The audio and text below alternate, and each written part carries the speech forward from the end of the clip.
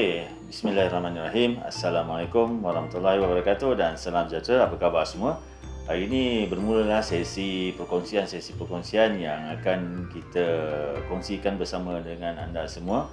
Tak kisahlah anda sebagai seorang guru, ibu bapa, murid maupun komuniti. Jadi pada hari ini kita akan berbicara tentang apakah itu pendidikan digital. Tuan-tuan dan puan-puan, ramai orang tertanya-tanya pendidikan digital ni macam mana, kan? Okey, baik. Sebenarnya pendidikan digital ni bukanlah ianya bertumpu kepada internet dan gadget sahaja, tetapi ianya lebih kepada satu perkara yang secara holistiknya membangunkan idea, kreativiti, komunikasi dan juga kemahiran-kemahiran lain lah. Baik, tuan-tuan dan puan-puan, penonton-penonton yang dikasihi sekalian, kenapa keperluan kepada pendidikan digital ni adalah selaras dengan perkembangan IR 4.0 ataupun revolusi industri 4.0. Jadi ini adalah merupakan satu tuntutan ataupun satu keperluan bagi negara kita, apatah lagi pada masyarakat kita dan seterusnya kepada murid-murid kita, iaitu anak-anak kita yang berada di bangku sekolah, untuk menyediakan mereka dengan keperluan kemahiran untuk mereka bekerja ataupun di ruang masa hadapan mereka mampu bekerja dengan kemahiran-kemahiran yang disediakan. Dan kemahiran-kemahiran ini perlu disediakan di peringkat awal di bangku sekolah untuk berhadapan dengan gelombang 4.0 ni, revolusi industri 4.0. Jadi antara kemahiran yang paling penting ialah saya fokuskan kepada 4 perkara lah. Ini berdasarkan daripada World Economic Forum 2020 yang mana dia telah di dalam satu perbincangan iaitu Future of Jobs Report oleh World Economic Forum, iaitu 4 kemahiran yang paling utama, iaitu penyelesaian masalah. Yang kedua ialah pengurusan kendiri, kemudian bekerja dengan orang lain ataupun komunikasi, dan juga pembangunan dan penggunaan teknologi.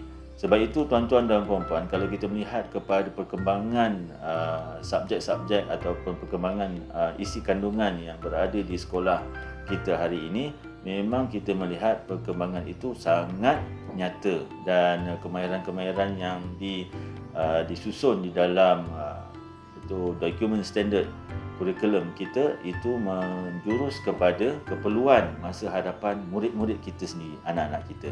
Jadi ingat ya, 4 kemahiran tadi: penyelesaian masalah, pengurusan kendiri, bekerja dengan orang lain ataupun komunikasi, dan juga pembangunan penggunaan teknologi. Baik, kita ambil satu perkara lah tentang kesediaan kita. Kita melihat selepas pandemik COVID-19 pada 2 tahun yang lepas, iaitu kita melihat satu perkembangan yang cukup hebat apabila kerjaya-kerjaya baru, kerjaya-kerjaya yang baru muncul hasil daripada perkembangan teknologi ini. Dan sebenarnya pandemik COVID-19 ini telah menjana ataupun mempercepatkan proses penggunaan teknologi ini dengan secara meluas. Kita ambil contoh satu lah. Kita ambil contoh satu. Sebagai contoh, kita membuat pembayaran tanpa tanpa kertas, pembayaran tanpa kertas, tanpa duit secara maujud, dan kita hanya menggunakan secara online ataupun di dalam talian. Jadi itu salah satu contohlah. Yang kedua ialah perkembangan bagaimana kita panggil dia digital nomad.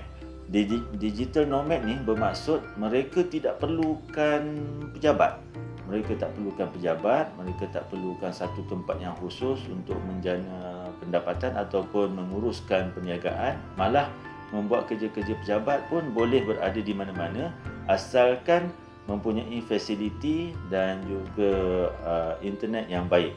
Jadi ini adalah sedikit perkembangan dan kita boleh melihat dengan jelas bagaimana hari ini sejumlah anak-anak muda ataupun mereka lepasan sekolah kita berupaya untuk menjana pendapatan sendiri hasil daripada perkembangan teknologi ini.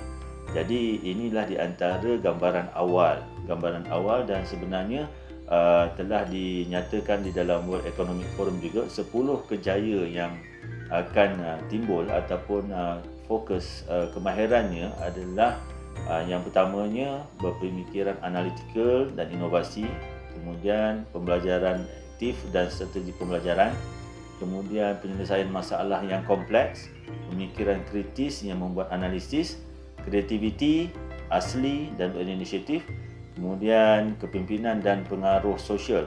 Ini pun juga kita dapat saksikan berdasarkan daripada apa yang berlaku di dalam media sosial kita.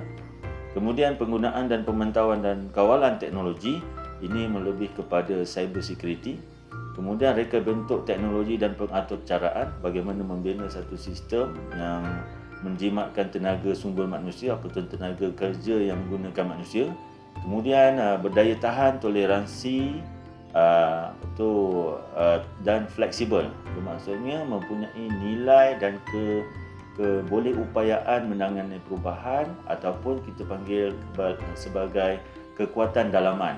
Okey. Dan akhir sekali adalah penakakulan, penyelesaian masalah dan pembangunan idea serta konsep. Yang ini lebih kepada kreativiti. Jadi inilah di antara 10 kemahiran kemahiran yang penting untuk menyediakan pelajar-pelajar kita, murid-murid kita untuk berhadapan dengan dunia pekerjaan mereka menjelang tahun 2025 yang mana telah dinyatakan oleh World Economic Forum di dalam Future of Jobs Report pada tahun 2020. Jadi para ibu bapa, guru-guru dan pelajar-pelajar serta ahli komuniti sekalian, jadi kita perlu faham bahawa kita tidak boleh membawa dunia kita ke dalam dunia pelajar kita, tetapi kita perlu faham dunia pelajar-pelajar kita akan datang untuk membentuk mereka dengan nilai, kemahiran dan juga komunikasi serta kreativiti yang baik untuk mereka berdaya saing dan berupaya untuk meneruskan kehidupan mereka. Jadi setakat itu dulu untuk sesi yang pertama ini.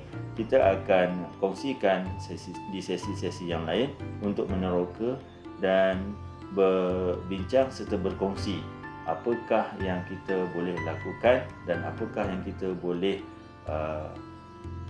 bekerjasama dalam membantu negara kita untuk menyediakan satu generasi yang mampu berdaya saing dan juga bersedia untuk menangani perubahan yang akan datang. Itu saja setakat ini. Wabillahi taufiq wal hidayah. Wassalamualaikum warahmatullahi wabarakatuh. Terima kasih. Bye.